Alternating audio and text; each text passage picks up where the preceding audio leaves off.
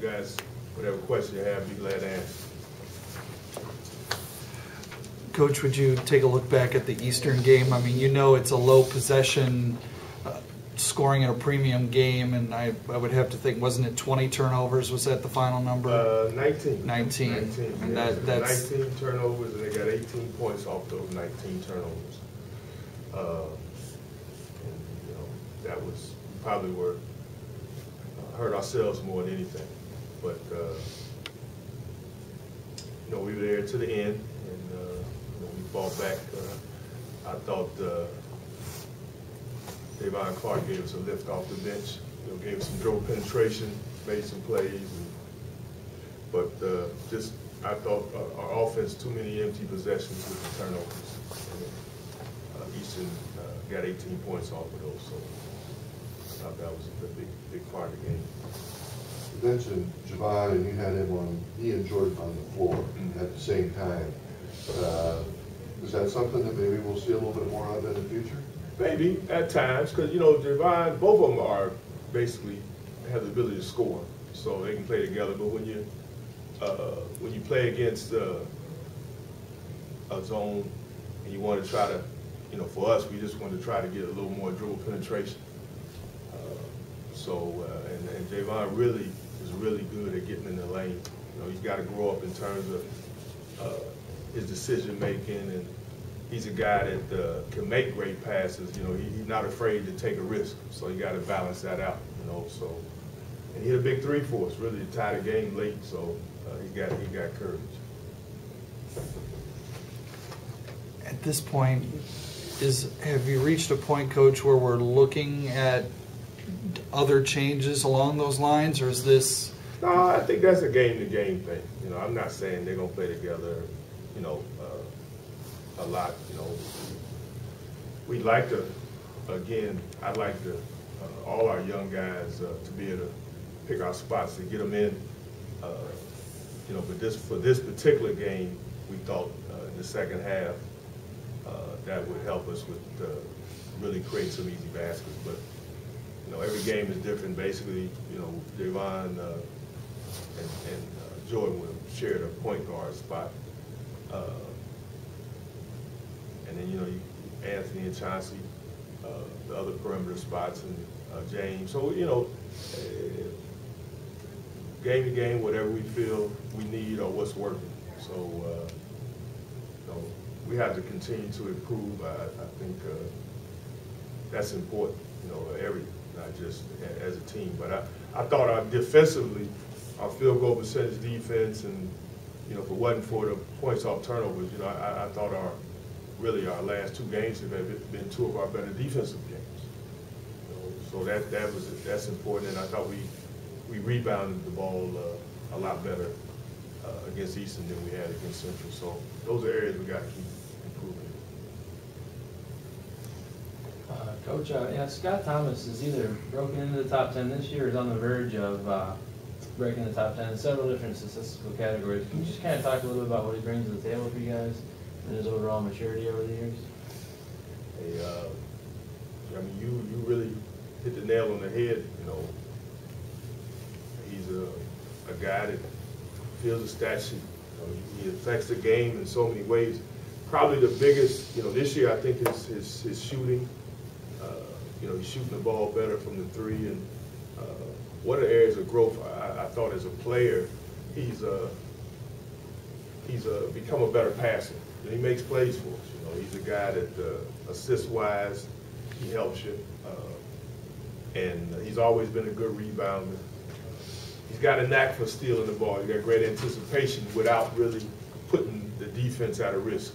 You know, he's long, and you know, and this is, you know, he gets steals basically on contained defense. You know, it's not like we, you know, our team that presses 94 feet for 40 minutes. You know, he gets steals just from anticipation and good intellect. But you know, he just, again, he's the guy that's hard to take off the floor at times because he does so much for you. And you know, he's just one of those rare guys that just helps you in so many ways. Everybody doesn't have that ability to do that, and Scott does, so that, really that's a gift. I think that, like, as a senior, has he this year kind of stepped into more of a leadership role and acts as a vessel for some of the younger players? Yeah, Scott, D. Brown, those are guys that are good teammates.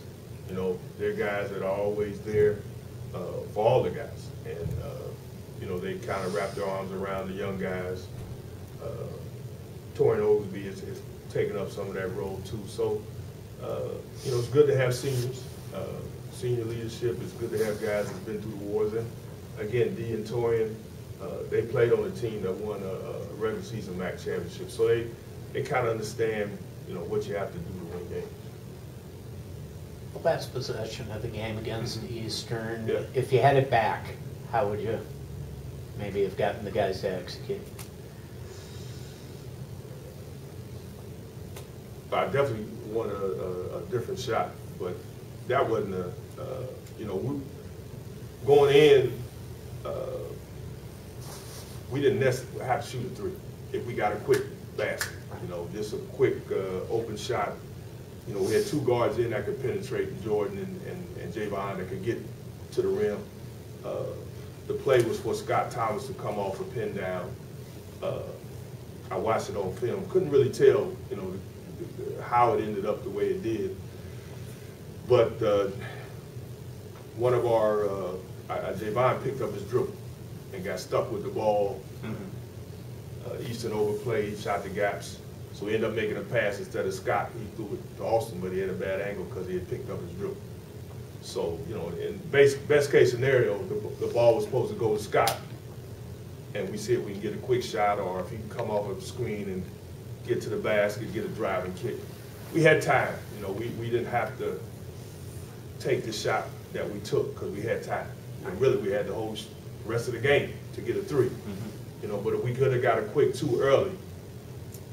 But yeah, that was disappointing that we didn't get a better shot late to tie the game.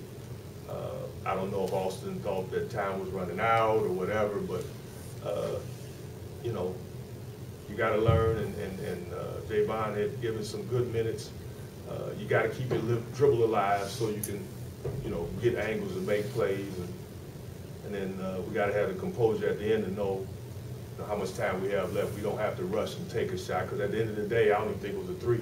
The referee said it was a two. So with 6 seconds to go or 7 seconds to go, at that point you got to take a three, because it's hard.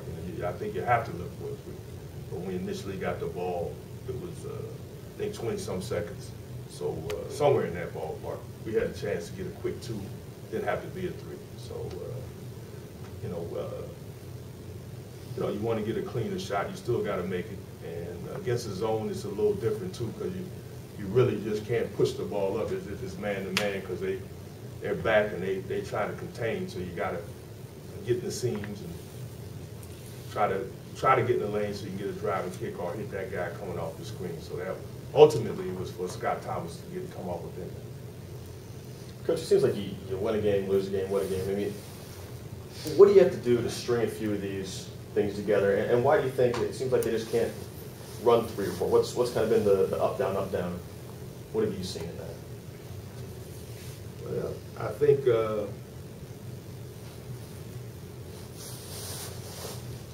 in the body of the game, you can I always look at defense first, being able to defend and rebound the ball consistently for 40 minutes. That's been something that, like I said, the last couple of games we've done a better job. But you got to be consistent throughout the game. You can't give up second shots, and you got to get stops. On the offensive end, we've been in a lot of close games. 1-point loss, 2-point loss, 5-point loss. We had a chance to tie the game. We just talked about, down 3. Then you just got to make plays at the end, and you can't have empty possessions. I thought, you can't turn the ball over. You can't turn the ball over. You got to try to have good possessions down the stretch. So it seems like in this league there's a ton of close games, you know, all over, you know, and you know, you always look at the body of the game to see where you can play better. So instead of going down the last minute, a 1 or 2 point game, either way, you might be up 8 or 10. So, and then at the end of the games, you got to be able to get stops and you got to be able to make plays. So that's an area of improvement for us. So, you know, it's just a matter of us executing down the stretch and in the body of the games. You know, playing more solid for more consistent time. And you got to do it. You got to do it game after game after game after game. You know, you can't do it every other game, and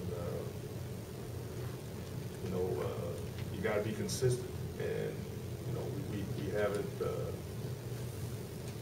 we haven't mastered that. So we got things to work on and get better, and we got room for improvement. Which, you know, this team can get better, because if you can do it once, you know, if you can play well once, you can do it again.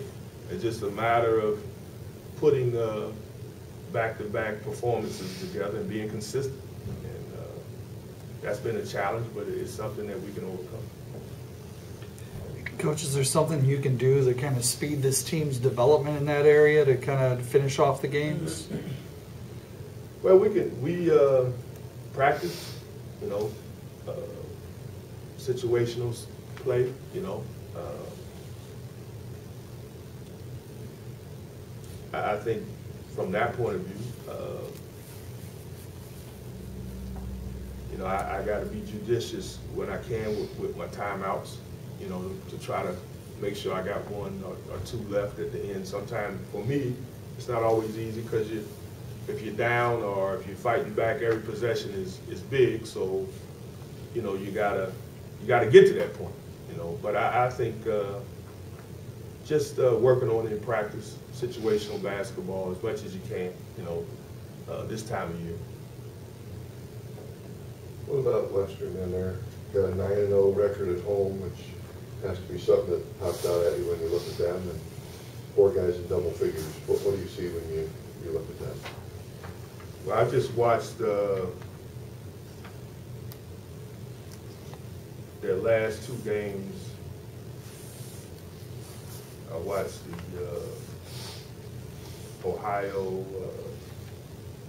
the Ohio game, the Miami game.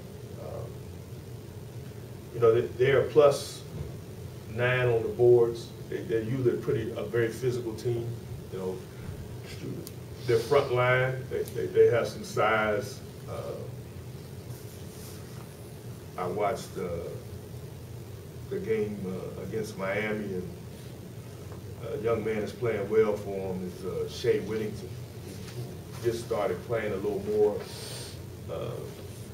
probably the last couple of games, and he's had 9 points, 13 rebounds against Ohio, and he had 16 and 12 against Miami, 6'10" sophomore. And you know, you got Leonard Whitfield and Matt Stainbrook, who's their leading scorer. So they have Hutchinson. They have size, and then, you know, they have a point guard who I think Mike Douglas, probably one of the more underrated guys. He's a tough guy. You know, he's just a tough competitor. He gets in the lane, you know, he makes plays, or he defends. So you got to match their physicality and their toughness. And then, you know, again, they play inside-out basketball. You got to deal with the post play. And you got to go there and you got to play well. You got to expect a close game, and you got to, you know, you got to bring that toughness and that physicality.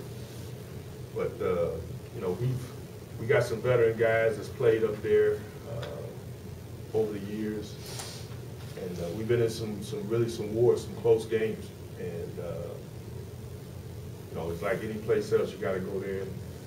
You got to play on your terms, and you got to match the guys' toughness and their energy first and foremost. So, you know, we defend and rebound and take care of the ball. We'll give ourselves a good chance to win. How tough is it to prepare for them with all the the uncertainty in their lineup with, you know, Whitfield and Stainbrook didn't play against OU. How tough does that make it for you to prepare for them? You just got to expect that everybody going to play. You know, you go in expecting their best, that everyone's playing, you expect the best game, and if something happens where someone doesn't play, then, you know, you just prepare to have everyone. So from that point of view, you know, that's not going to be an issue. You know, you just expect everybody to play. We good? All right.